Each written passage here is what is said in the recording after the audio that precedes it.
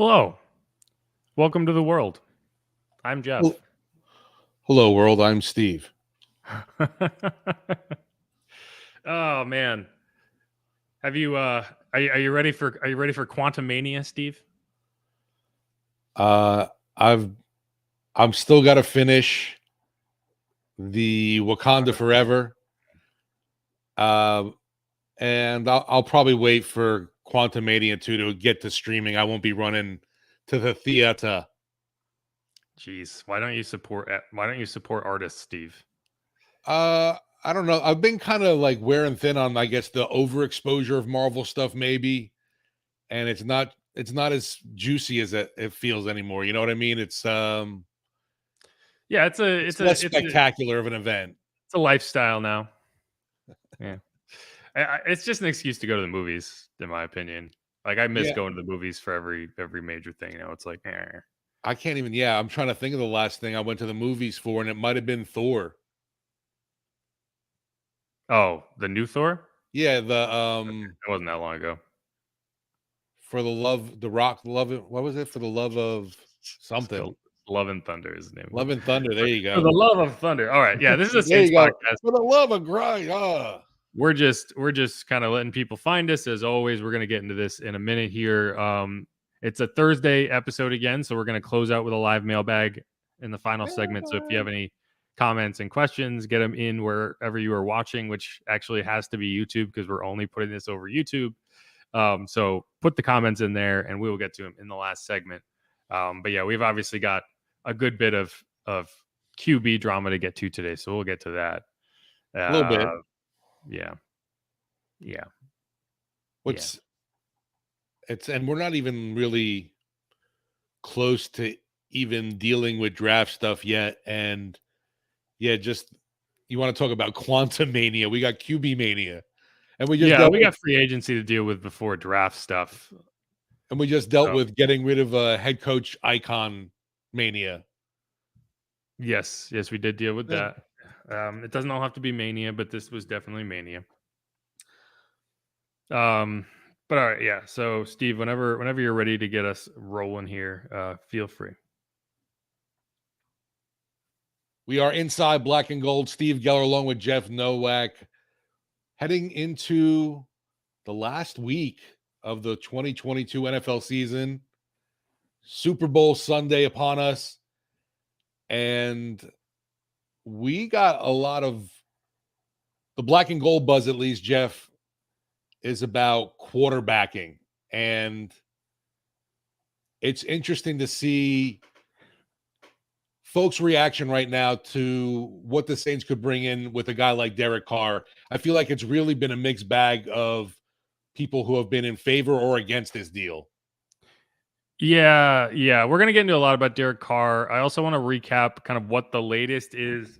Sorry. With all the head coaching, or no, I'm sorry, with all the assistant coaching changes that the Saints have been going through, they hired at least one new coach, and there's a few more openings, and there could be more based on what happens with some of these current interviews. Hold on one second. Man, you ever have like an itchy nose and you can't stop, and it's like messing with my face right now. But yeah, so some of these assistant coaching moves that could happen, that might happen, and we're gonna keep going through them. But yeah, and then we're gonna close out with a mailbag. I'm all over the place. So get your comments in there now. But yeah, so Derek Carr visiting New Orleans this week. He is under contract with the Raiders. The Saints would have to trade for him if they wanted him right now. And if they do want to trade for him, they would have to do it by February 15th, which is when his contract guarantees kick in for next season. And you're talking about $40 million. So the Raiders are going to cut him by that point. So at this time, you're talking about, okay, do the Saints want him? Does he want the Saints? And then if both of the answers to those questions are yes, then you start talking about compensation. But this is a really tight window, and that's what makes it interesting. You don't have weeks and weeks to kind of figure out, oh, okay, do you want to do this? Do you want to do that? You got to figure it out by February 15th. So this visit this week, which apparently is still ongoing. I think Nick Underhill tweeted today that he was back at the team facility today. I don't know if maybe he just forgot his sweatshirt or there was more going on, or they had to talk about some more. But it's not a bad sign that he went back.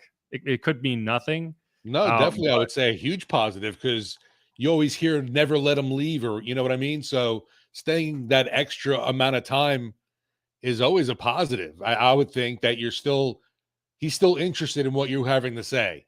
Do you And think you're they're holding him still, hostage? yeah, basically holding him hostage. Now you can't leave. Like in Bronx Tale. I don't know about that, but yeah, it is a good sign that he's still there. I guess it could mean nothing, but so you don't want to infer anything that's not accurate. But at the end of the day, this visit happened in the first place, which means he is open to it. Obviously, Derek Carr and Dennis Allen have a history. Dennis Allen was the head coach of the Raiders in 2014, who drafted Derek Carr in the second round, started him as a rookie. So, I think we've seen, and we're going to get into some of these coaching hires and whatever. I think we've seen over the last couple of weeks that Dennis Allen feels like his decisions in the 2014 season were the right ones. And he wants to give those another shot, or at least that's kind of how it feels, because Joe Woods, defensive coordinator, Marcus Robinson, DB's coach, were both with him in 2014. Derek Carr obviously was drafted and started in 2014 as a rookie, and yeah, that's what you have. I will say that, like, while that sounds bad, I would be more concerned if it was like the 2012 staff that he was putting back together, or even the 2013 staff, because at least the positives you can say about the 2014 staff is it only was a thing for 4 games, and then he got fired, and then you moved on. So we'll see. But it is kind of fascinating, and the question will then become, is Derek Carr worth it? Is he worth the contract you're going to have to put him on, or going to have to pay him on, because he is under contract for 3 more seasons? Is he worth the compensation you're going to have to send to the Raiders? And is he worth, just attaching yourself to him when you could go with someone cheaper? Those are the questions. Yeah, with Carr, obviously the arm talent's there. He's a guy who's been incredibly durable, and you got to give him a lot of credit for this, not just this past season, the year before, really dragging the Las Vegas Raiders to the playoffs. I like Carr. I like the quarterback. I just wonder too, like you're saying, what are you giving up? The rumored compensation in a trade before him getting released by the Raiders is said to be a 3rd round pick. So we can get into this first, and we have some context from Bobby and Abear from Sports Talk in a conversation with a Raiders reporter that I thought was intriguing. But yeah, so the compensation, it is interesting because there's no set standard, right? Like, there's no set value on a quarterback that a team's getting rid of, right? Like last year, Baker Mayfield. A couple of days. Yeah, so like last year, Baker Mayfield was kind of in this situation, and he got traded for next to nothing. But I don't think that's a good example, because I do think there was a market for Derek Carr, and there was not a market for Baker Mayfield for whatever reason, and so if you want to look at trades that are probably more similar, you look at Matt Ryan, who got traded to the Colts. That was a 3rd round pick that got sent back to Atlanta. And then you could look at Carson Wentz getting traded to Washington, which when it happened, I was like, oh, he must have got traded for peanuts. But when you look back at it, they swapped seconds, which obviously that was a benefit to the, I don't know who drafted higher, the Colts. So it was a benefit to Washington, and then it was a 2022 3rd going to Washington. I'm sorry, what am I talking about? the Carson Wentz trade. So Carson Wentz was on the Colts. Right. I'm all sorts of ways. Yeah. So because he got traded twice, and that's why it's because he was on the Eagles, and then he was on the Colts, and then he got traded to Washington before he was out of that deal. Yes. So they swapped 2nd round picks, and then Washington sent Indianapolis a 2022 3rd and a conditional 2023 3rd round pick that could have been a 2nd round pick if Carson Wentz played enough, which he didn't. So it's a 3rd round pick. So I think you split the difference there. That's where you're kind of looking at, is the compensation should be in the range of a third round pick. And whether it's this year or next year, actually, it has to be this year if it's a third, because they don't have a third next year. So, it's a good question. Is that worth the trade when you could go after him in free agency? I would argue it is, because you're not going to get a discount if you get to free agency. He's going to be making in the range of $30 million. Like, look at what Daniel Jones is asking for with the Giants. Like, you're not going to get him cheaper than $30 million. So if you want him and you just want to get it out of the way and not have interference from other teams, I would say it's worth it. Yeah, it's really interesting just because who else is out there? I haven't seen anything about Carr having another visit after New Orleans yet. But although, yeah, like the Saints haven't let him leave though either. So the connection there obviously feels like it's got to be pretty strong with Dennis Allen and Derek Carr, why the Saints are obviously number one on this, or have put Carr in their forefront as their main target. They're clearly, obviously, all in on trying to get him. And if not by trade, if he ends up does getting released, I think you're just getting even more notes and homework on him as a person from at least what Dennis Allen's known back when they drafted him with the Raiders, but where he is now and getting to know your staff here kind of thing. It just seems like everything's going in the direction where we are seeing one way or another via the trade, or whether it comes from, the Raiders end up releasing him, which doesn't make sense of why they would let him go through all this anyway without expecting to get something in return. I know everyone's kind of like caught up in that. Like, why would you give a trade? Why would you trade away assets for something who is going to get released? But I think it's to get that jump on other teams. But the question is, who are those other teams? Well, I will say that I'm not convinced that they're necessarily all in, which I think is how you phrased it. Like, this is them kicking the tires and seeing if it's a worthwhile move. I guess that's fair. They're right.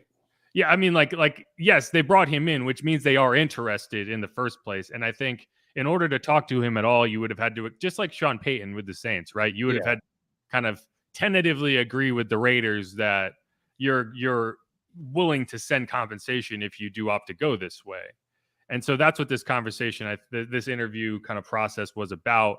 Now, the thing is, the Raiders don't have a ton of leverage here because, and this was the same thing with Deshaun Watson, Derek Carr has a full no trade clause in his contract. And the way you've seen a lot of these trades play out in the last few years, if I'm signing like a big contract with a team, that's something I want in there, because you see once you get to the point where Derek Carr is at right now, you see the type of leverage you have by being able to veto any trade and then be like, cut me because I don't want to go anywhere that's willing to trade for me. So cut me. Now, I think Derek Carr is kind of in a situation where he feels like his contract is fair. And so if you can skip that process and just get right in, then I think, it makes sense. But I saw a couple tweets that was like, oh, if the Saints are talking to him at all, that means that they're agreed to give them something massive or whatever. And it's like, no, the fact that they're willing to give anything at all at this point, if you're the Raiders, is enough to get you to the table, because again, this time next week, he's going to be a free agent because you're not accepting that cap hit. So yeah, I think it is interesting, but I'm not convinced that this is the route they've decided to go. Like, that's what we're going to find out in the next few days. But either way, it is interesting. And the question then becomes, is he worth it? Is he good enough to move the needle beyond where you're at right now with an Andy Dalton, with a Jameis Winston? And that's the better question, in my opinion, rather than like you can pay him. Like, they were going to pay Deshaun Watson. You can make the contract work. You have the assets to send if you need to. And so the question, the bigger question is he going to move the needle? And if the Saints believe that, then that's all you need. Now, I think it's a more debatable conversation, but that is kind of the question: is does the coaching staff believe that he is going to move the needle enough for them to be able to make the playoffs and make a run at a Super Bowl. And that's where you have to make that determination. Yeah, you mentioned Jameis Winston. I don't even think we got a real true evaluation of what he could even do in the Saints uniform. It was just too little because of injuries and back-to-back years. It's just wild. I don't know if you got a true evaluation, to be honest, but I think you got a true statement from the staff on what they think of Jameis and how, like, and if they were gonna go back to him this year, you would have known that last year. So in that respect, like, I don't have any question as to whether this team is considering going to Jameis, because I don't think they are. Because if you were, you would have considered it last year, and that doesn't seem to be the case either. But yeah, so go ahead. I'm sure he wants his shot, and I think that in this QB starved market, I wouldn't be surprised if he did get a shot at least at a job as a starter. I'm not saying he's not going to be signed as the starter day one, but being brought in with that competition, maybe with some young guy. But I mean, who knows? Like Indianapolis or you mean in another team? Yeah, for sure, for Jameis. Oh, okay. I'm curious if there is a market for him even out there. It didn't seem like there was last year. Right, exactly. But I do think the Colts were a team that did have interest. So if the Colts are still that team, because the Colts still need a quarterback, maybe. I don't know. But the conversation here is kind of Saints fans what does Derek Carr do? Where does he kind of stand? And I thought this conversation between Bobby and Hondo Robertson. No, what was his name? Carpenter. Is that right? Oh, Hondo Carpenter. Hondo Carpenter is a Raiders reporter from Sports Talk this week. Was solid, and I think it gives you a little bit of insight. That nation will answer. Listen, Derek Carr. They have 32 starting quarterbacks. I'd say he's somewhere between 10 and 15, but it doesn't mean you're going to win anything. So what's your take on that? That they might say, well, I think Derek Carr would want to be the guy. We're not going to win anything. Versus if you bring back like an Andy Dalton, and he's the bridge guy to a future young guy. Now, it's a crapshoot whether the young guy is going to work out or not, but it kind of looks like the same song and dance where the Saints are at. They're not good enough, but they're not bad enough, whether they had Andy Dalton or Derek Carr right now with their roster. Well, that's a really good point, but there's a couple of things I would politely disagree with you on a little bit. Go back to last year's Raiders. They don't make the playoffs and go 10-6 without Derek Carr, and that team didn't have the talent that the Saints do right now. And so I think that he led that team this year under the Josh McDaniels system. He was under Josh's thumb. He wasn't able to do things the way they had done it the previous year, and the team suffered for that. So I think that's a legitimate disagreement with you there. I don't think he's Andy Dalton. But here's another one. For much of Andy Dalton's career, I mean, look at who he's been able to be coached by with some consistency. Derek Carr's been here 9 years and had 6 different coaches. So he's constantly changing and flipping systems and having to adjust. And I think you get him in a place like New Orleans where he's there, he's solid, they've got him there. I mean, you got a guy that's always going to be healthy, a guy that's going to deliver. I mean, he can make the touch passes. He's one of the leaders in NFL history over his career in fourth quarter comebacks. That's not because he's had good defense. I saw somewhere, I think it was yesterday, I saw that only one time in his 9 years as a Raider coach was the Raider defense ever above 23rd in the entire league.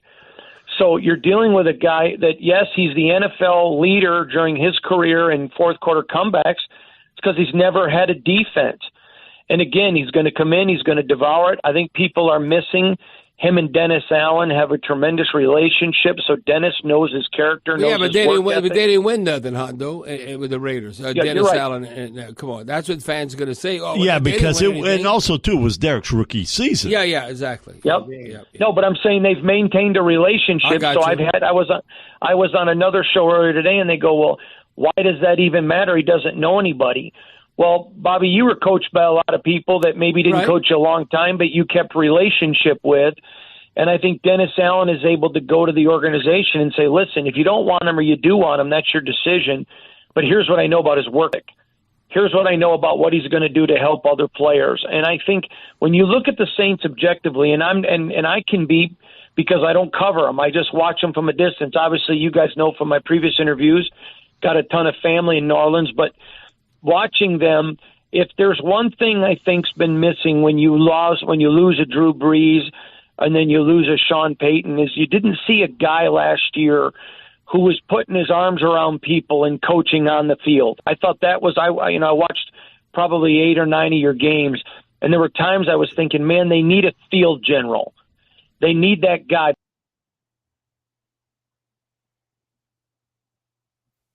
All right. Yeah. So I think that was some good information there. And one of those being, I just want to say real quick, I did see somebody going and putting their arm around guys on the field, and that was Jameis Winston, honestly.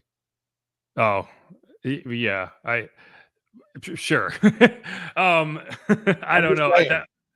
That wasn't the part I was going to point to, but I think one of the things that he brought up that I think gets lost when you kind of just look at, okay, here's the year-over-year stats, and here is what does Derek Carr do better than Andy Dalton. And well, one of the things he does definitely have in his repertoire is kind of clutch moments, right? Like I could go back and I could look at every game that Andy Dalton played last year, and there was no moment where I was like, oh, he's going to go win this game right now.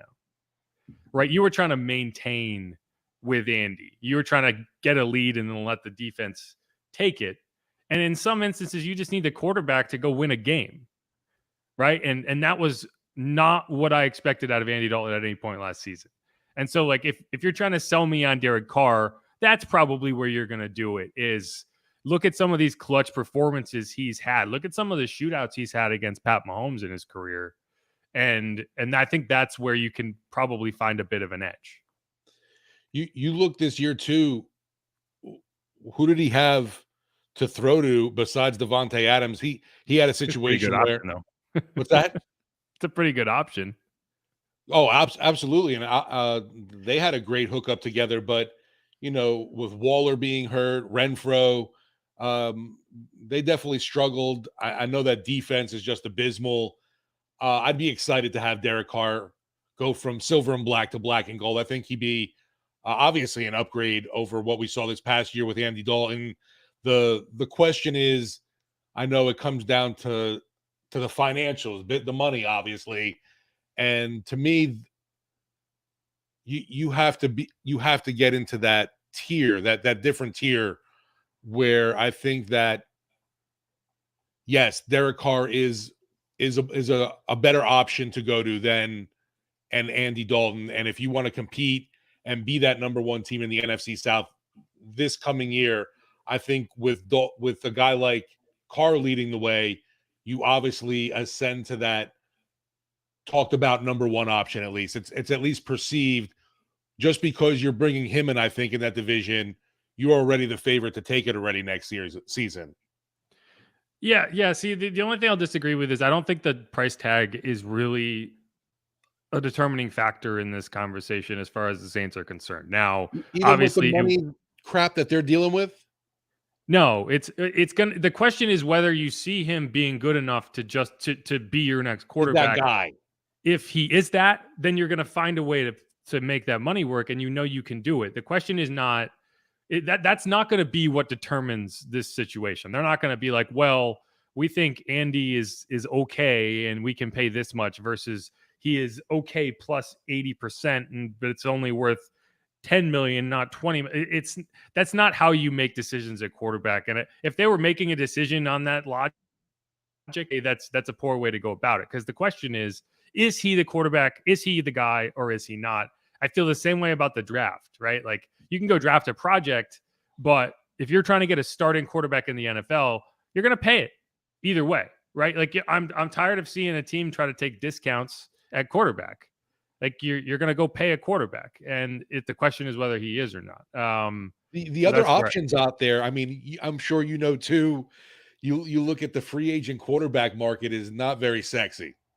No, and the guys like Daniel Jones are going to be asking for $36 million. So there's nothing about that contract that Derek Carr has that is out of step with the top tier quarterbacks in the NFL. The question you have to answer is whether Derek Carr is one of them. And if you believe he is, then it's worth the money. But that's where I stand on it. Like we can talk about 30 million versus 20 million versus 10 million all we want. It's the question is about talent, not about money. Yeah, and the thing I worry about though with the Saints is where are they getting this money when you see, there's reports of them being in cap hell. And I know we laugh about it and it's like, oh, they find always a way to massage the numbers, but it just how long can you really keep kicking the can down the line, so to speak? Eternally. Until until the league ends. Like you can go forever. Like that question always annoys me. It's like yes, you can do it forever. There's nothing stopping you besides your own desire to do it. Now I think they're still recovering from the global pandemic that threw a wrench into everything, right? Like that really messed with their long-term kind of projections, but this is a team that's willing to just keep resetting and resetting and resetting. What Mickey Loomis said is, we're trying to manage this to the middle. And I think that's where you make those decisions, but you make those decisions elsewhere. You do not do it at quarterback if you're a team that's trying to contend and win, and I think they are. But let's wrap up that segment there, and we'll come back. And I want to talk more about what type of quarterback the Saints are actually looking for. And we talked to Jeff Ireland at the Senior Bowl, and he gave us some interesting insight into that. And, we'll also kind of recap what's happened lately with the coaching staff, because the coaching staff is also a big part of which quarterback you're bringing in, right? Your quarterback's coach is currently getting interviewed for offensive coordinator jobs. Wouldn't that be a factor in the quarterback you're bringing in? We're going to talk about that. So stick around on Inside Black and Gold. That's not what I meant to do. I'm so bad at this.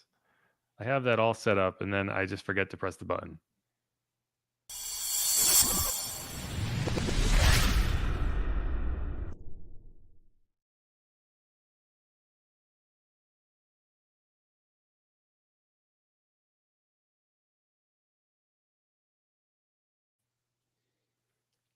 And we're back here on Inside Black and Gold. This is our Thursday live edition.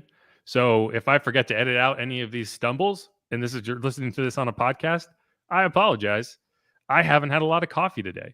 But, we're going to get into more about Derek Carr, also the coaching hijinks that have occurred. And so, Steve, I guess I don't think I've asked you this straight up. Would you trade for Derek Carr if you were the Saints?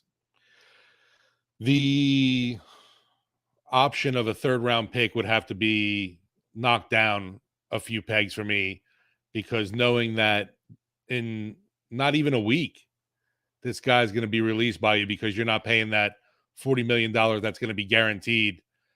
I can't imagine if they really want something, I'll give you a 5th or a 6th rounder. So wait, I'm not going to let you sidestep this. Assume they're willing to let you trade whatever you want. Okay. Would you trade for Derek Carr? Absolutely. I would definitely want Derek Carr as my starting quarterback. I think that, overall in the league right now, and you see, like I said, if you look at what's going to be available in the free agent market, the dream of Lamar Jackson, I know, is still out there, kind of thing, being able to trade for him. But I think that you have this a guy that's in that middle range tier of a quarterback. I'm not going to say he's an upper echelon elite QB in the NFL, but to me, I think he can win you games because his ability to push the ball down the field. He's got accuracy. I'd be curious to see him, I guess, quote unquote, reunited with Dennis Allen and see, what could they do and get done. What he had vision, obviously, drafting him as the franchise quarterback, but then just being sucked out of there after 4 games. The great offensive mind that we know Dennis Allen to be. I would think though that he would have to have, as the head coach, when defensive coordinator or not, I just think you have to have, there's got to be that tight relationship, I feel like, with the QB and head coach. It's got to be like peanut butter and jelly. You got to trust him. Yeah, like, for that's sure. The thing. It's like you're not going to have a lot of options when it comes to like making decisions on game days in terms of the offense when you're leading the defense, but you have to trust them. And I think that's where, if you're Derek Carr and you're Dennis Allen, and Dennis Allen says, I trust this guy, and you say, okay, Pete, do you think he's the guy? And he says yes, and then you go from there. I do think it's a good question, because is he a top 6 guy?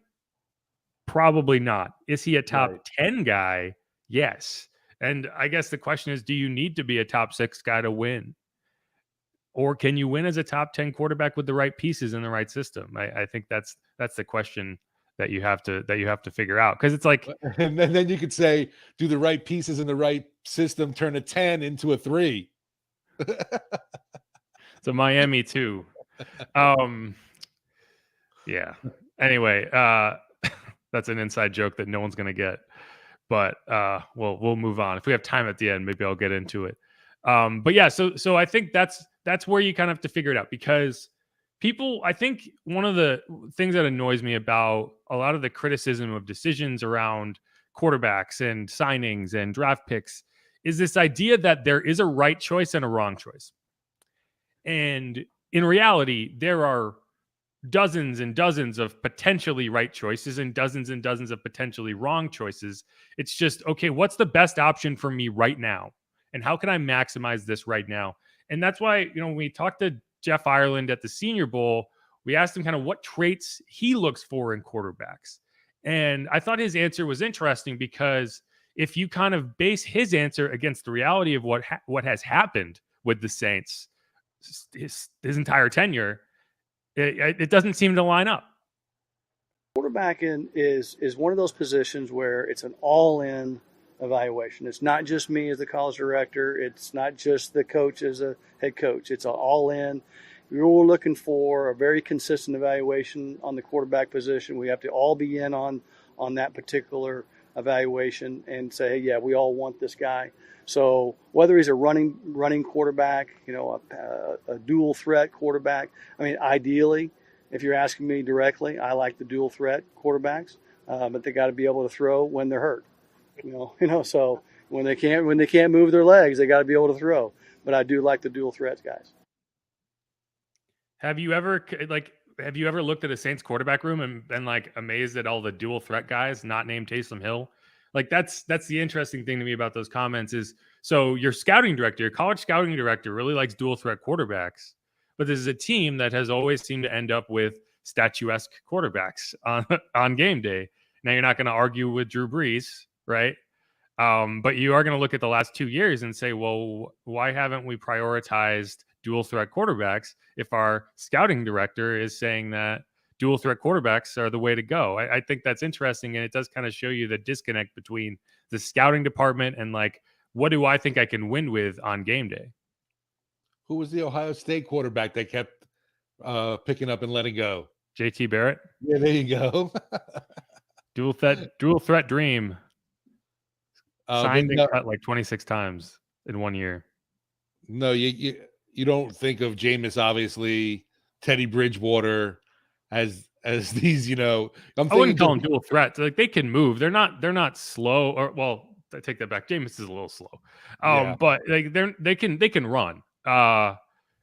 It's really just a question of like they are not guys you call designed runs for. Let's put it that way. I think that's a good way to kind of delineate between a dual threat and a pocket passer type quarterback. Is, do you ever call designed runs? And if the answer is no, it is not a dual threat quarterback. No, we like you said, besides the name Taysom Hill, we have not seen that. Yeah. But I do think it's interesting. And now you have this question about, okay, are you going to trade for Derek Carr? Also not a dual threat guy, but I do think that when you're trying, so we talked about the fourth quarter comebacks thing, and I think that is a real metric that you want to look at when you're deciding on a quarterback, because a guy who can get the ball down 4 with 2.5 minutes and go down and win a game, I don't care what the stats say, like that's a skill in and of itself, right? Like you can see Tom Brady just mess around for 3.5 quarters of a football game, and then the rubber hits the road and he is a different guy and he goes and wins that game. I think you have seen Derek Carr be that guy in moments, and it's one of the reasons that I think you watch Derek Carr, and I say this for myself personally, like I've watched Derek Carr play the game, the Raiders and the Chargers last year, where he was just dueling with Justin Herbert. Like, you watch games like that and you're like, man, this guy's really good. And then you look at the numbers and you're like, well, he just has middling statistics. And I think that's why, because the way he does it is a little different. Whereas, like, Jameis 1 will love me for pointing this out. A vast majority of Andy Dalton's stats came in garbage time.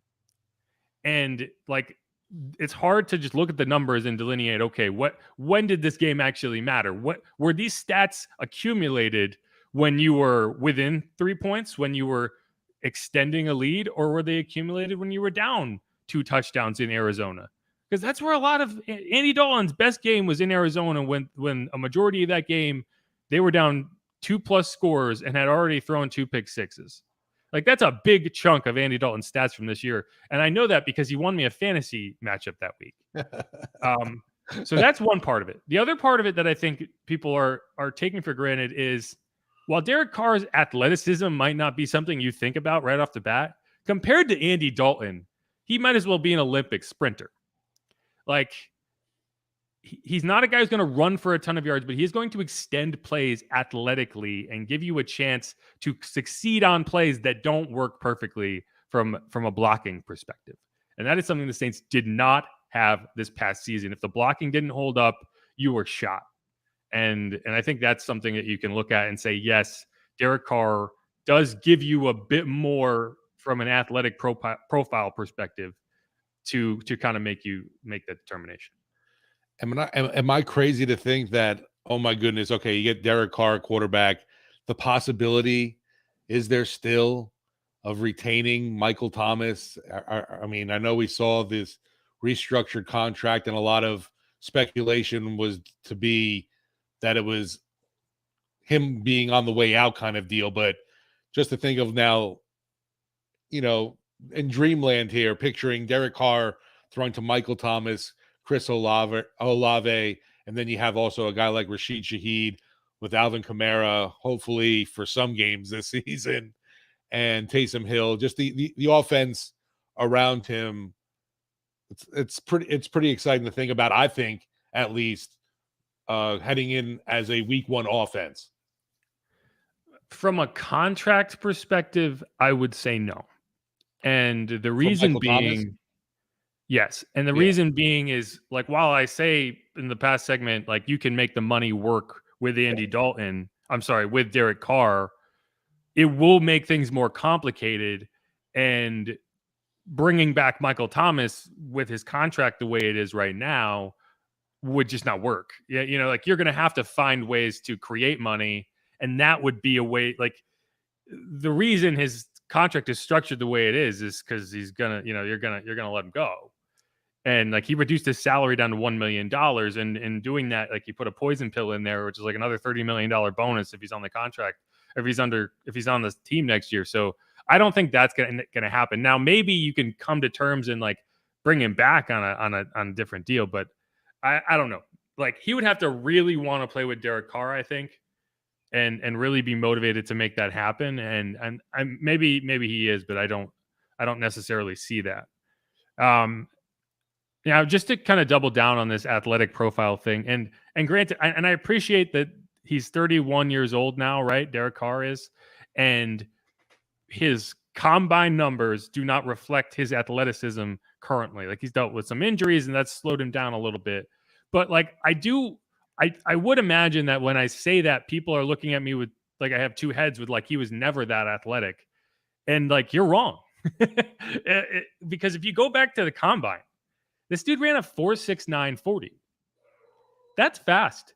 Like, that's good speed. Like, that's good athleticism for a quarterback. And it's like he kind of is this, like, kind of, like, dorky looking guy. And, like, you wouldn't assume that he's out there like spinning the wheels like he was.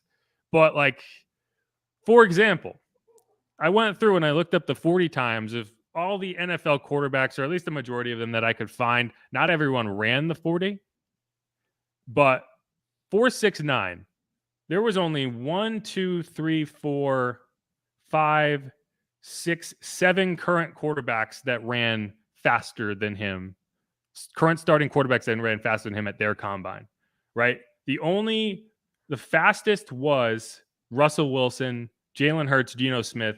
They all ran 4.59s. So, like, even that, it's like not blowing them away, right? So the other is Josh Allen, 4.62. Ryan Tannehill, who was a wide receiver in college, and then he switched to quarterback his senior season, 4.65. Deshaun Watson, 4.66. Justin Herbert, 4.68. So you put Derek Carr at 4.69. Like that's right. Like that's right there. Like that is legitimate athleticism at the quarterback position. The Lamar funniest. didn't run? Go ahead. Lamar did not run a 40. Okay. The only time 40 I could find for him was in like prep, and he ran like a 4.77. But like that's not fair. Like I'm not gonna say he has a 4.77 40 because there's just no way. Like maybe when he was 16 years old, he ran a 4.77. Right. But yeah, and so like that would tell you that there are a lot of quarterbacks in the NFL that would be considered kind of dual threat quarterbacks that ran a much slower 40 time. You know who has the slowest 40 time I could find of all the quarterbacks that I like had listed 40s that like participated in the combine? Can you guess who it is? Like of current quarterbacks of all time. Yes, of non-retired quarterbacks. Now, Tom Brady is Okay. the answer when he is in the NFL because he has the most hilarious 40 time of 5.28, which is almost which is like a third of a second slower than anyone else I could find on this list. It's just kind of hilarious. I guess I'll go Kirk Cousins. Kirk Cousins, 4.93. Pretty slow, but not the slowest. Who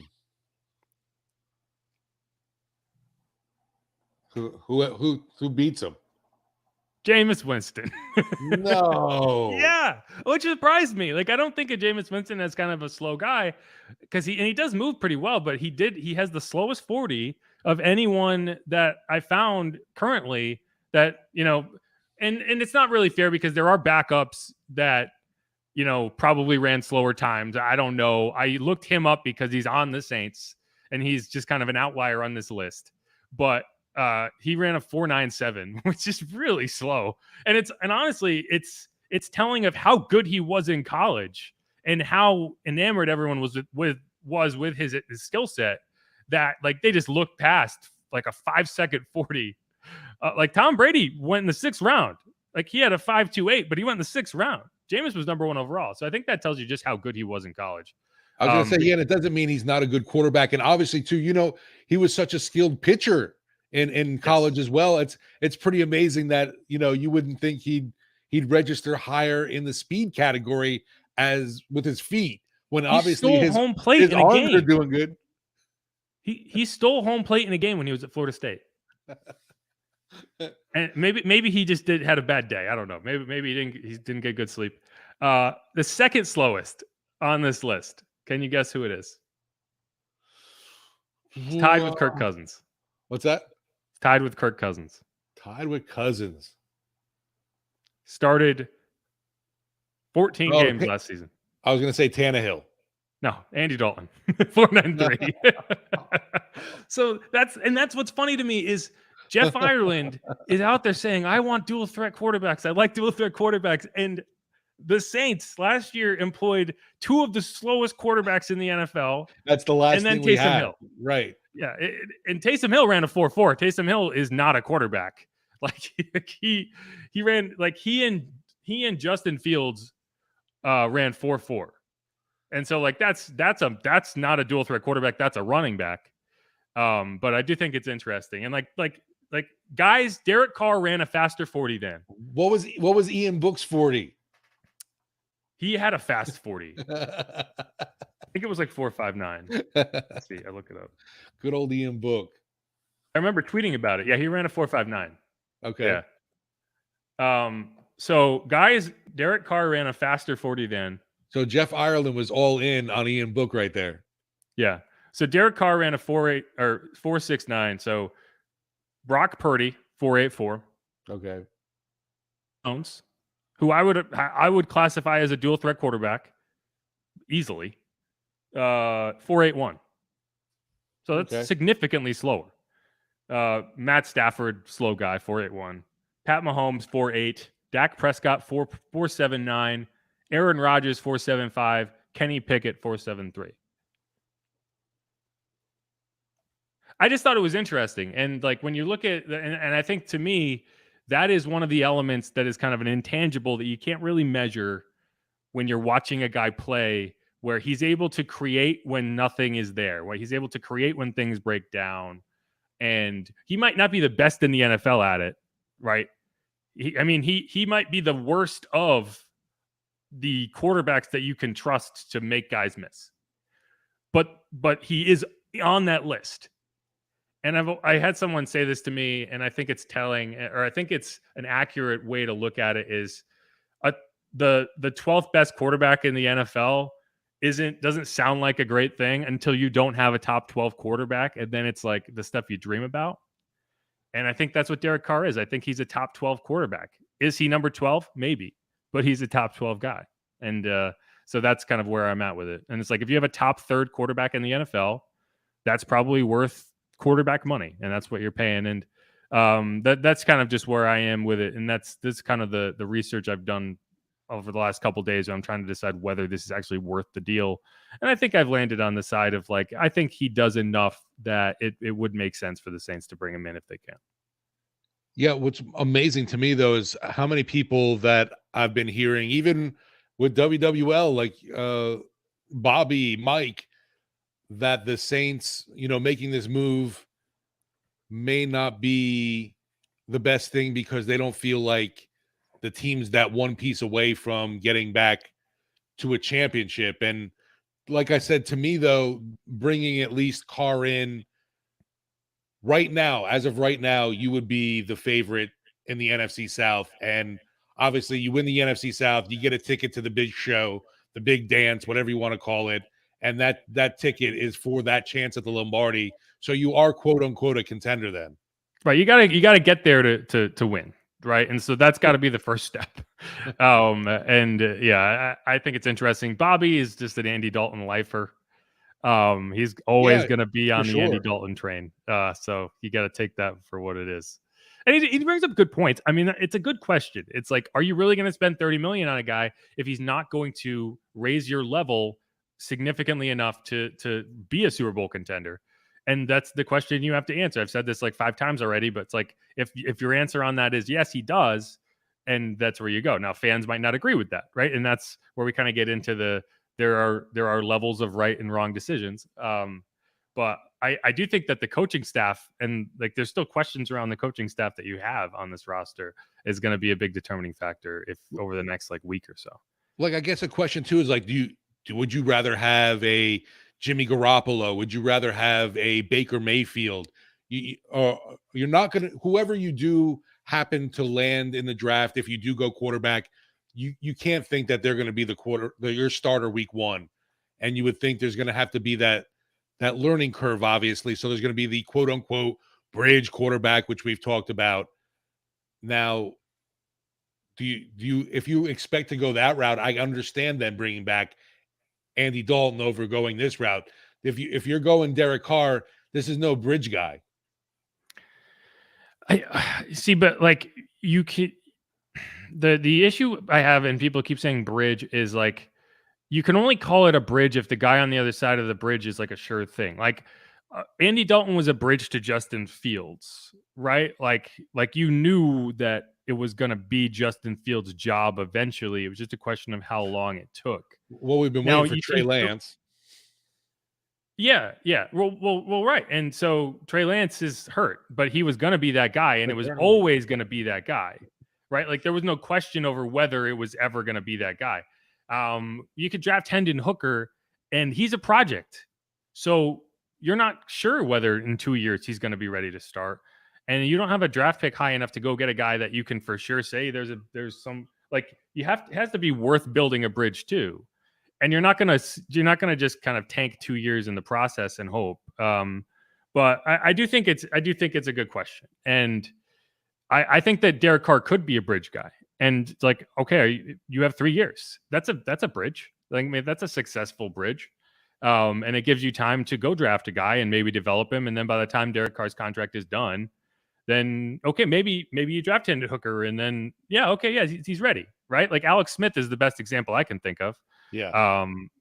But like you drafted Pat Mahomes. The way they played that in Kansas City, that seems to be like the most optimal scenario that played out.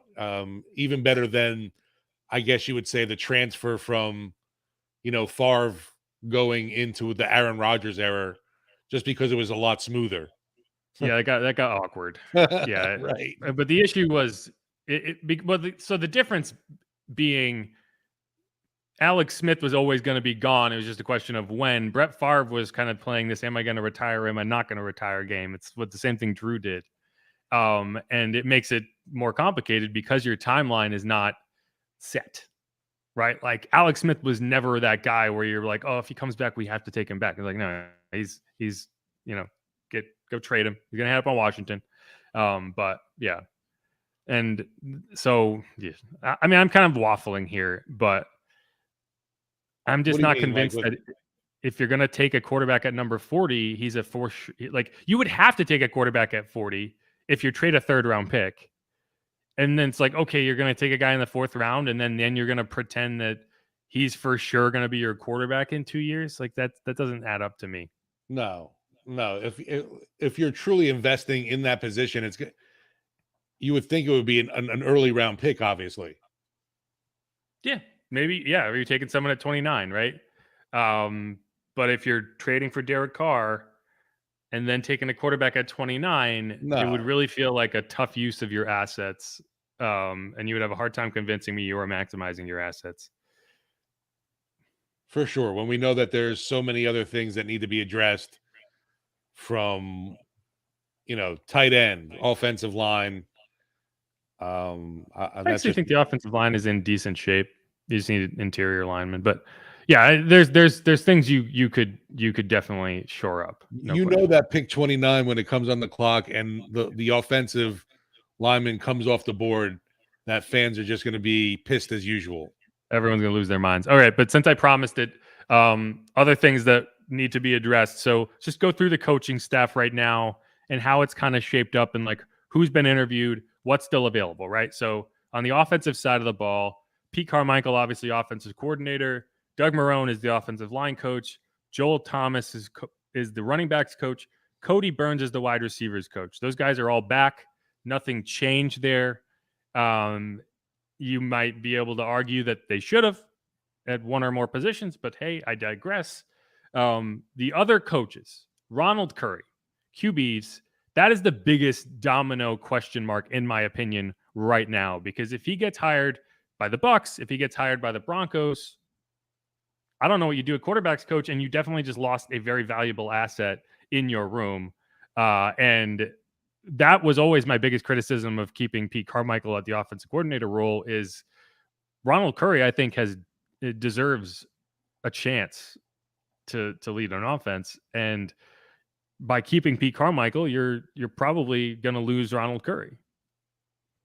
Yeah, I'm curious to know like how much of a relationship him and Peyton have, obviously, because that seems, it just seems like a good fit. Obviously, and it's kind of like taking away, from the Saints and Pete Carmichael. It's like Carmichael 2.0 for him, essentially, kind of thing. Yeah, I mean, Sean hired him, so right, they obviously have a better connection than Dennis Allen and he would, but maybe he and Pete Carmichael have a good connection. I don't know. But it does, and I tweeted this, and this is kind of just my galaxy brain working, but it's like, doesn't it kind of feel like the Saints kind of jammed up Sean by keeping Pete Carmichael, so he responded by saying like, oh, I'll take everybody else. and I say that, so Ronald Curry getting interviewed. He also interviewed Declan Doyle, who's the Saints assistant, to be the potential Broncos tight ends coach.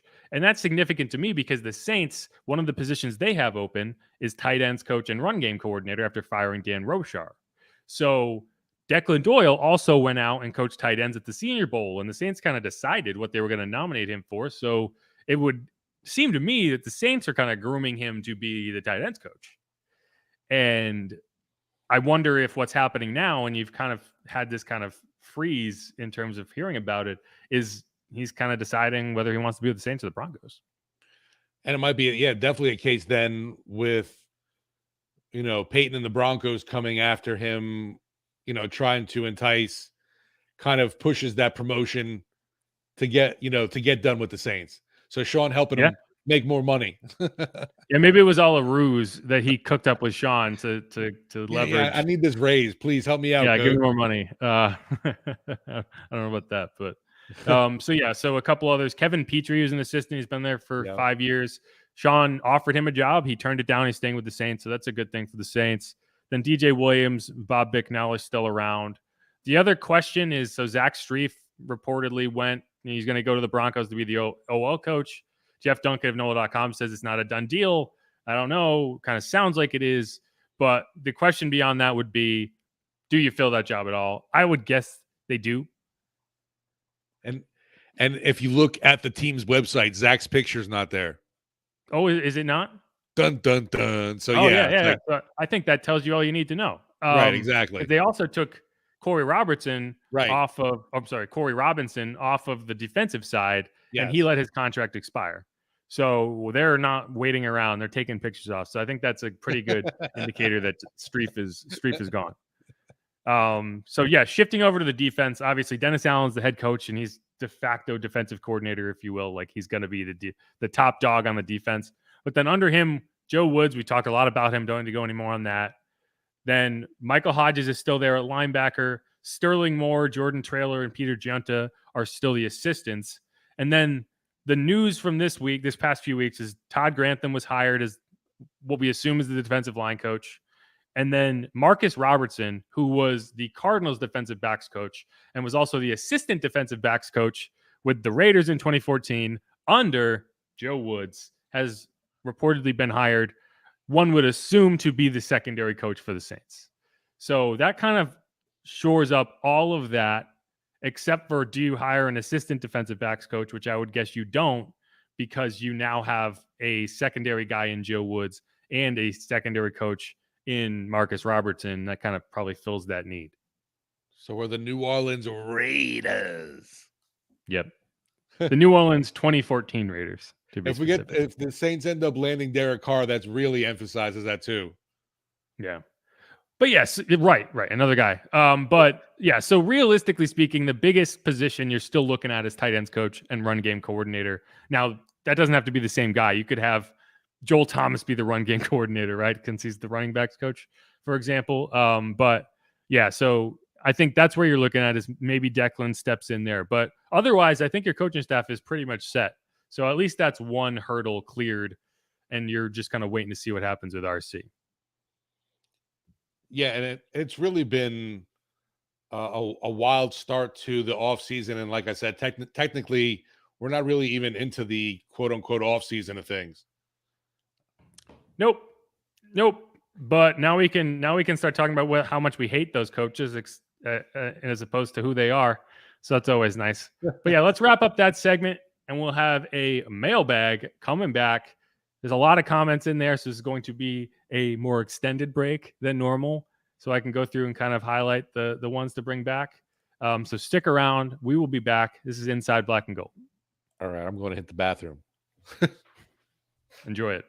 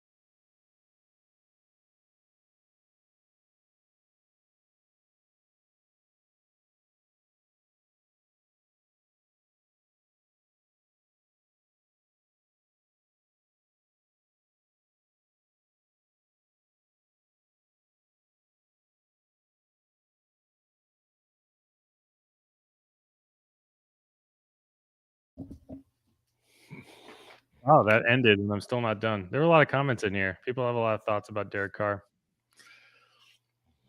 I'm sure they're glowingly positive. More or less. A lot of Pels comments in here, too. I don't know. Maybe it's because I'm wearing the hat. It's not over, but the mailbag has a lot of mail in it. So give me a second. No problem. Pellies, man. It's a hell of a start tomorrow. 9 p.m. The NBA sucks. What the hell's up with that? It's the worst. That's why I hate. Hey, I do look at these.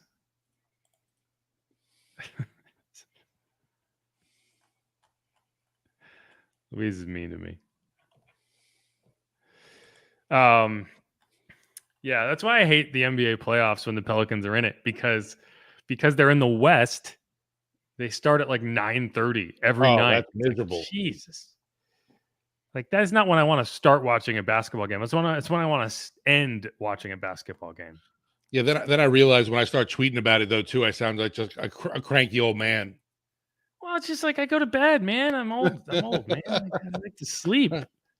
I'm at that point in my life where I value my sleep a lot more than I used. Like, there's times where people invite me out to do stuff, and I'm like, I'm tired. I could go to bed at 10, or I could go.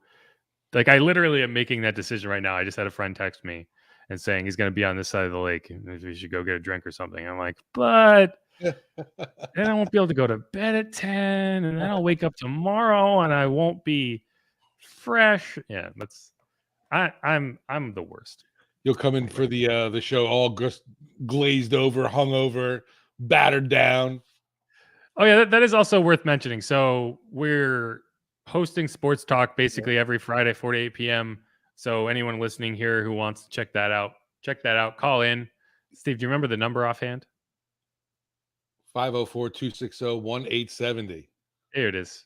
So if you want to call in and give us your takes on that, feel free. I basically use this live podcast as like my proving ground for takes, then whether I'm going to throw them back in on the show on Friday. So keep that in mind.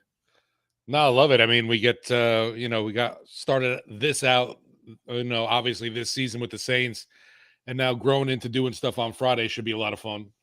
That is true. Okay. So wait, she's right. I did ask, like, say, let's talk about Steve while he's gone. God, she has a good memory. Anyway. All right. So let's get this going.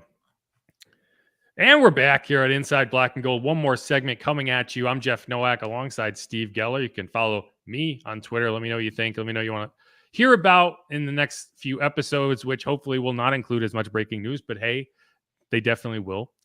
At Jeff Nowak, I'm sorry, at Jeff_Nowak. You can follow Steve at Steve Geller WWL. And this is going to be the mailbag. And we are going to dive in head first. This is 504 Company. I assume that's what the CO stands for. It says, yes, get Carr without giving up a pick and still draft Hendon Hooker at 29 or 40. Be smart and patient, Mickey. And that's the question I think that a lot of people will debate, is whether it is worth trading for Derek Carr when you know that you could just go sign him as a free agent in a couple weeks when the Raiders definitely cut him. Now, what you can't guarantee is no other team would trade for him. And I think that's where it's like it really comes down to whether you want him as your quarterback or not, because I don't think you can go half in on a quarterback. I don't think successful teams do that. But what do you think, Steve? No, this is very interesting right now because obviously to me, I feel like the Saints are making it known how interested obviously they are with him, hosting him, keeping him another day. And if nothing else, I just think it's a huge positive to build up that relationship if it comes down to him getting released and then you're amongst all those other teams now in that bidding war. You at least have that established relationship that's fresh with Carr already. Yeah, and that's who that dude brought that up. It's like, yes, if he gets the free agency, then you're at the mercy of whatever the market develops. And so that's kind of where I'm at with it, is like, I don't think you're going to get a discount in free Right. agency, but you do have a much more complicated road to potentially signing him than if you're able to trade for him and have him agree with it. So I think that's where, like, I think if you can make a trade for a reasonable asset, ideally maybe even less than a third rounder, Yeah. because the Raiders aren't going to have a lot of leverage. And if you're the only team at the table, maybe you can get away with something cheaper, like the Panthers did with the Baker Mayfield last year, because I don't think anyone wanted Baker, and the Panthers were just happy to get something for him. And I think the Raiders could end up in that situation too. Who dat dude also points out for Derek Carr, last night was wine and dine day. Today was the meetings. And I think that's probably what was happening, right? Like, they had a long dinner, and then today is where they kind of get into it. But we'll see. Yeah, Chris P wants to say hi to Mike Thomas. That's definitely one of those situations where you would quote unquote love to be the fly on the wall. Yeah. Chris P wants to say hi to the Mike Thomas Funko Pop. Mike T. He's up there. King Cake Baby's looming. So here's another one, and he's responding to who dat dude and says, I hear you. If he doesn't choose us in free agency, then you move on to the next option. I would not lose any sleep if we don't get him. But I mean, like, if that's where you're at, if you're only half in, then you don't sign him, right? Then you move on and you go somewhere else. But like, that's the determination, right? I don't think the Saints are going to be like, well, let's see what happens. Either you go for it or you don't. Yeah, I think we saw that with them. How close they really were with Deshaun Watson last year. They were pretty aggressive, and this obviously, them coming out and being first on board here. Although who knows, maybe we're getting all played too. Are there no other suitors for Derek Carr that might be interested in sending a draft pick their way? If not, that really helps the Saints' chances of just, a 6th or 7th rounder to you kind of deal. Yeah. Yeah. And the thing is too, like, if Derek Carr really does want to come here, he could help the Saints in that kind of process by saying, I only want to go there. I'll veto it anywhere else. Right? So if you can get in good with Derek right now and say, hey, if you go back and tell the Raiders that you will veto any trade to a destination that is not New Orleans, then hey, maybe that's a 4th rounder, maybe that's a 5th rounder, because at that point the Raiders don't have leverage at all, and so that's going to benefit. And like, again, like I said, like, if I'm a quarterback and I'm signing a deal, like, if it's a question of like a couple $1 million versus a no trade clause, I am putting a no trade clause in there 100% of the time. Yeah, and to me, you're looking at no question for a lot of folks is Derek Carr really worth it? It's like, what other quarterbacks are honestly going to be available to you? And I know Aaron Rodgers is going to be on the tip of everyone's tongue of probably on that elite scale end, but I don't think he's coming to New Orleans. Yeah, and the Packers have already kind of said they're not going to trade him within the NFC, so I think that's going to be a tough one. Luis Lockett here says, could we swap Jameis Winston for Derek Carr? I mean, I doubt it, but that's interesting, right? Maybe that does help you if the Raiders are interested in Jameis, and you can include him in that trade. And I like that, actually. Maybe it does kind of helps both sides, right? And it gives Jameis a place where he could potentially start. I think the Saints would still owe a good chunk of his salary because it's dead money. But maybe that would help not have to send back as much. But yeah, it's a good question. It's interesting. I like that. I like that fit. Here's Mookie1213. Before Garbage McDaniels got to the Raiders from 2018 to 2021, Carr had a 67% completion percentage, 4,000 yards each year. Carr is 2-0 versus Drew Brees and Sean Payton, but he's 0-1 against Dennis Allen. That last part was me. He's averaging 0 points per game against the Dennis Allen defense. I think in the perfect conditions of the Superdome, we saw him score 0 points. Exactly. Yeah, he didn't have his best year. No, and I think you're going to look at this and be like, well, his numbers were on par with Andy Dalton. But it's like you're not hoping for the Derek Carr. Like you're not trading for the Derek Carr you saw last year in Vegas.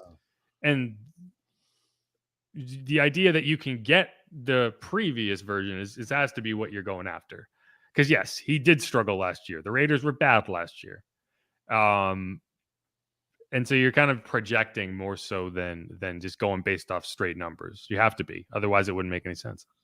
I'll definitely stick up for him with a terrible offensive line, and the fact that a lot of his, for most of the year, he didn't have 2 top targets. And I know you could say that for the Saints had issues with that too, but you know what I mean. Here's a funny one. It says this is Data Saints number 1, I think. DADA, maybe he's a big DA fan. I don't know. Defense Against the Dark Arts. Says Saints shouldn't act like they're too good for Carr. Mess around and get Cooper Rush as your QB. Yeah, like I said, you look at that free agent market for QBs. It is not sexy out there. No. And it's like at a certain point, you're just saying, okay, we're not gonna be competitive this season. And that's where you would be if you end up with the Cooper Rush, right? And that's an injustice to this roster, who I think has obviously there's still some missing things, obviously, for the Saints, but there's still top tier talent up and down the board here that people would die for. Yeah, this team isn't built to tank. No, not at all. And in order to tank, you would have to sell off. Like if you're going to just resign yourself to the fact that you're going to be picking top 5 in the draft, like the Texans did this year, then you would have to make moves to accommodate that. And you're not going to do that. So you do have to kind of be aggressive in how you bring in a quarterback, because otherwise you're in the middle and you're trying to play both sides, and you can't do that. And not if you want to be a contending team. No. And I really do believe that adding a guy like Carr makes you above average. You're not middle of the pack with Derek Carr. I think the jury's still out on that, but I think you're at least taking a swing. And okay, fair going enough. Going back to Andy Dalton would be at best a bunt. Maybe you get to first base, right? Like maybe in this analogy, first base is not sexual. It's the playoffs and the wild card round. Like maybe you get there, but that's all you're really hoping for. And so maybe you take a swing. This is a long form metaphor here, but you take a swing and you just whiff completely, right? You take a swing and you just hit a line drive back to the pitcher's mound, but at least you're swinging, right? 2 outs in the bottom of the 9th. I'm not bunting. But hey, that's me. But sometimes they have the shift on, and a bunt down the third baseline is a guaranteed hit. I don't know. This metaphor is kind of going off the rails. Either way, I think that's where I want to see a team that's going to take swings, and that's just not what Andy Dalton is. No, and hey, man, they took a big swing and miss last year. With who? Deshaun Watson. Oh, yeah. There you go. Yeah, that was a swing. I'd like to see them at least swinging. Now, I was okay with not getting Deshaun Watson, but yes, exactly. Good point. You have just forced me back into my metaphor, my analogy here. Yes. This is a team that wants to take swings, and I think they're going to keep doing it. And so that's what this is. They definitely. They might have choked up on the bat a little, a little bit, but you know what? Hey, the quality of person and the injury history of Derek Carr is pretty immaculate. Yeah, he's available. I think that's something that Hondo said, and it's true. He's available, and that's a good thing. I'm just saying too. Also with the character issue, he's a pretty squeaky clean guy. Yeah, nothing's come out in that front, right? That's a positive thing, right? Trading for Aaron Rodgers, you have to deal with Aaron Rodgers, right? I haven't ever heard anything about Derek Carr that makes you be like, ugh, some kind of dark retreat he's heading on. Supposedly, he told Aaron. Yeah. Yeah, he's on like a darkness retreat. Freaking weirdo. Hey man, if it helps you, sure. I hear that. So I guess like ayahuasca like makes you poop, and so maybe if it's dark, everyone's like, oh, we don't have to watch it. Yikes. I'm gonna cut that out of the podcast. No poop jokes. Yeah, we get an hour in and we start getting weird. 504 Co again. You got to get Carr another wide receiver either via the draft or free agency or bring Mike back. It's a good point. I do think you have to do something at wide receiver, even if because you're assuming you move on from Mike, and so you do have a good core kind of start with Olave and Rashid, but you do need a possession receiver. Jarvis was supposed to be that guy. He did not work out. Maybe you bring him back and hope for health. I don't know. I definitely agree. You still got to stock up at that position, and unless there's that miracle of miracle ways, we do find a way to get Mike T back on this roster, and a healthy Mike T, obviously, because Thomas, Olave, Rashid, it sounds like a short of a good time for me. Yeah, hold on. I'm just going through a few more comments. And I know that's dreamland, but it's nice to at least picture that for a moment. Here's AKA the scientist says no trade, he will get cut. And yeah, I get it. I get that take. In the end, I don't think a trade is going to happen. Honestly, I don't think that the Saints will end up doing it, and they're just doing their due diligence, quote unquote, and homework right now, getting in good with Carr, and they end up then obviously pursuing him on the open market when the Raiders do cut him. Yeah, right. And I think they want to be in a position where they can make a trade if it fits what they want to do, right? It's like you said earlier, like one of the things you said, and I disagreed with, was that they're all in. I don't think they're all in. And like that's kind of, huh? For Carr? Yeah. See, I think they are locked in on their guy, and they're just, I do. I think they're willing to do whatever it takes now to get him in. I think they're deciding right now. I think they're trying to figure out right now whether that is the case. And like after this week, maybe they are all in. But I think that's what this visit is supposed to be, is about learning whether you are all in on a guy. Yeah, and I think obviously you're trying to sell Carr that this is where you want to be, and definitely a guy that needs to feel wanted after what happened with the Raiders. Yeah, and so and we talked about this earlier. This is 504 Hot Boy says the going rate for a starting QB in the NFL is what it is, and Carr is a starting QB. And I think that's like I think that's a good point. Is like you are not going to get a discount negotiating in free agency. Now, what you can say is if you do bring him in as a free agent as opposed to the contract he is on, you can get more creative with how it is structured. And if I'm the Saints and I do have a very particular way that I go about building contracts and organizing contracts, I don't necessarily want to bring in whatever deal the Raiders have structured because it might not fit what I want it to be. And so even if you end up paying him the same amount on a new deal, you could at least build it out in a way that is more suitable for your very unique cap structure. And so I think that's a good point in this whole thing. But I don't know how much you can really get done. And when you're talking about paying a guy $30 million, either way, you're going to have to be very creative. But definitely, you're going to be looking to do that for pretty much most guys that you're bringing in at the position. You know what I mean? Unless you're really going in that direction of an Andy Dalton as your starter again. And if Andy Dalton's going to be, quote unquote, your starter, he's going to be looking for more bucks than he got last year, because you could say he was technically a bargain. You don't pay if you bring in a guy to be your starting quarterback, you're not paying him 1 year, $3 million. And if you are, that means that you're tanking. Yeah. What do you think Dalton gets on the market after this season with the Saints? I think he'll get more than 1 year, $3 million. I think he did show he's good enough to be a backup in the NFL. The question is, do the Saints feel like he was good enough as a starter to be their starter? And I sure hope not. No, and I think that's why they went forward obviously with this pursuit of Derek Carr. Yeah.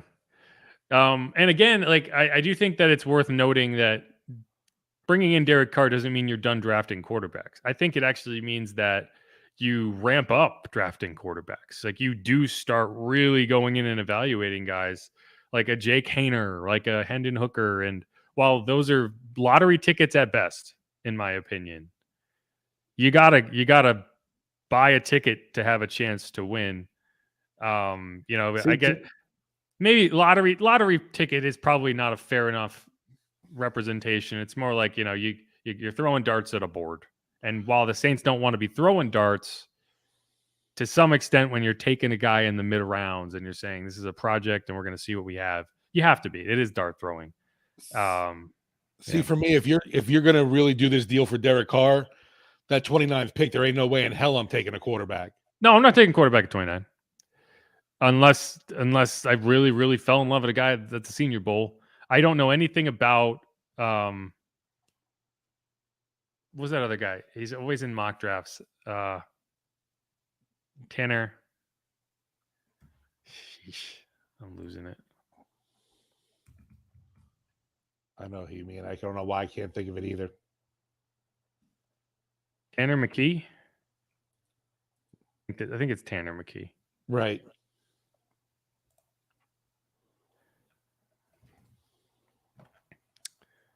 Well, either way.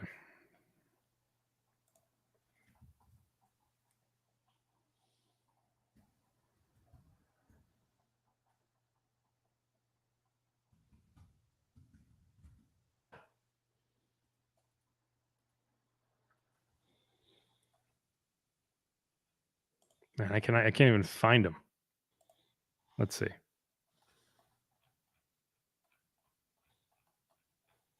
Tanner McKee. I was right. Tanner McKee, Stanford. I don't know much about Tanner McKee, right? So he's probably a guy you could look at 29 and say maybe. But yeah, I don't know if that's what you do. But at 40, that's where you might get a little crazy and go after a Hendon Hooker, right? Which is a very popular name. People seem to love Hendon Hooker. And I don't know if it's because he's got a catchy name and they want to make the jokes. But like for whatever reason, Saints fans are in love with this guy. I'm just trying. If I'm making that move, like I said, to get Derek Carr, those early assets in the draft, I'm trying to surround him with as much help as possible. Yeah, I agree with that. Dustin is one. I shouldn't say everybody because Dustin 156 says Hendon Hooker got y'all tripping. He ain't it. Last thing we need is an injured quarterback. Poop emoji. And the injury does concern me a little bit, for sure. I also don't necessarily see him as the true dual threat guy. Like I've watched him play a lot, and I'm always disappointed with how he runs the ball. Like he never gets enough yards. Like you see these wide gaping holes that he can run through, and it's like he's not that fast. He does run. He's willing to run, but I'm always disappointed when he doesn't get more out of them. Like you see Justin Fields, for example, like a true dual threat guy. Yeah, like he gets space in the open field, he's gone. Same thing with like a Daniel Jones. Even I don't see that with Hendon. Maybe it's because of how Tennessee lines up and the way they kind of stretch to the edges of the field makes it so there's always defensive backs coming downhill at him. That could be part of it. Like you don't get as much angle. You don't get the type of angles you might because of that. But anyway, I don't hate Hendon Hooker, but I'm not as enamored with him as most people. Yeah, I know that's been a big one, and I think it's because obviously he's a guy that's going to take a dip in the draft just because of the injury. But he does have one important quality, as Myron Wilson points out here. He did go to Tennessee, and the Saints do seem to love Tennessee players. They have at least 4, right? Alvin Kamara, Shai Tuttle, Alante Taylor. That might be it. I think that might be it. Oh, no, Bryce Thompson. Bryce Thompson's Tennessee. Oh, nice pull. If he's still on the roster. Yeah, he is. Yeah, I knew there was at least one more. All right. Yeah. The last one from Nola Bra says, "We had enough jokes watching our offense last season. We don't need any more." I don't know if that's in reference to Derek Carr. I don't know if that's in reference to Andy Dalton. Yeah. I But- would hope that's not in reference to Carr, because I would think, however you feel about him, that you have to believe, I would think you would believe he's an upgrade over Andy Dalton if you're not even putting the financial dynamics into it. Yeah. I agree. Then we can end on this. Chris P says, "I know it's a stretch, but what about Lamar? I still think Lamar is a very intriguing option." Yeah, but that'd be like the Golden Goose Prize or whatever you want to say. I just don't know how realistic it is, obtainable, and how much affordable too, contract wise. Even I know, it's definitely the quote unquote the Saints will find a way, but that then puts you. It just would hurt a lot. Yeah, I mean, I think one of the things for me that makes it complicated is the timing of it, right? So it's like, do you want to bring in Derek Carr right now on his current contract? Because if you do, then it has to be done by next week. Now, if you'd rather wait till free agency, then that kind of opens up a whole nother array of options in terms of, yeah, you could probably wait out Lamar getting franchised and try to trade for him. But that might put you at a disadvantage in other respects. And if you've already kind of made the determination internally that Derek Carr is that guy and you don't want to wait, then I can understand that. But I still really like Lamar Jackson as an option. But I don't think this team is going to want to leverage the type of assets they would have to get him. Agree there. But yeah, I mean, obviously that's a guy though too. I would not mind leveraging those assets and be willing to pay him. And I was not feeling the love for Deshaun Watson last year, not just because of the background, but because also the money that was involved with it. He just didn't seem worth it to me because of all that. That's fair. So Nola Bra, he was actually making a hooker joke, which is fair. I can get on board with that for now. Dustin, going back to that, he's talking about Jalen Hyatt from Tennessee, who I think is an interesting option, but I don't think that's the type of wide receiver that the Saints need to bring in, right? Like we already have kind of rangy, lean wide receivers. You need kind of a body wide receiver. Or you know what? When you were talking about Vols, did we mention Callaway? That is another Tennessee Vol. You are correct. That's what I think he meant with wide receiver from Tennessee. Maybe. Oh, maybe that is but he also asked about adding a wide receiver, so it's tough. Gotcha. Okay. It's tough to get these things all together. That made me think. I'm like, wait a minute, Callaway was a volunteer. That is what he meant. You were correct. I was wrong. What do you do? All Tennessee right. Central. Ramsey War is here. Who dat, guys? Do you think we'd sign Derek Carr that Michael Thomas could stay, or Devontae Adams follows him here? We did talk about this. So if you want to go back and listen to the first couple segments, we did kind of get into that. I think signing Derek Carr, trading for Derek Carr would actually make it tougher to re-sign Michael Thomas or kind of work that deal in. Devontae Adams just signed a big contract, so I would be surprised if he's moving on anytime soon. But I do think, and we did talk about this as well, I do think you need to bring in somebody. So that is interesting. And Devontae's just waiting for Aaron Rodgers to come out of hiding now and join him in Las Vegas. It's possible. Once he's back into the light. But all right. I think that's going to wrap it up for us here. We've been on here for about 90 minutes. We've had a lot of engagement. I do appreciate that as always. A lot of questions answered. Hopefully while we were on here and I wasn't paying attention to Twitter, nothing crazy happened. Because I was like living in fear all day of like, damn it, the second we start this podcast, something's going to happen. And actually it's even worse because we're done with the podcast. So we can't even react to it. So all this information we shared, that'll be completely wrong by the morning when this podcast actually posts on the apps. Just enjoy it. Only thing we missed was some fake news about Derek Carr, honestly. There's fake news? There's fake news. What was it? That he had a trip scheduled to Carolina and then he canceled it. That's fake. Yeah. And we're repeating it, so now it's real. That's what I did. When you were mentioning that, being away from Twitter, it is kind of like, you feel like you might be missing something sometimes, and it's kind of nerve-wracking. And while you were mentioning that, I checked in and I was like, oh, okay. It came out and then it was already debunked. Good. All right. Good stuff. Well, again, thanks as always to the listeners. Hit the subscribe button if you haven't, wherever you are listening or watching or whatever it is you're doing. Hit the like button. Follow me on Twitter at Jeff_Nowak. Follow Steve at Steve Geller WWL. You can check us out on Sports Talk tomorrow, Friday, at 4 to 8 p.m. WWL. Well, I'm sorry, 4 to 7 p.m. WWL AM 870 FM 105.3 in the Odyssey app. I've gotten good at saying that fast. Philadelphia Eagles 31, Kansas City Chiefs 24. Steve asked me if, because I grew up watching the Giants, that I might root for the Eagles out of NSC solidarity. And I said, hell no, the Eagles suck. Well, that's just something I always laugh just during college football season when everyone's like SEC pride. And it's like, yeah, get out of here. Get out of here. No, those are the teams I don't like. Exactly. I'd rather have the team I'm indifferent about win. I don't want to have to hear reigning champion Eagles every time the Giants lose to them by 40 points next year. And then you hear fly, Eagles fly, Boston Scott. And they also have the worst chance. Anyway, all right.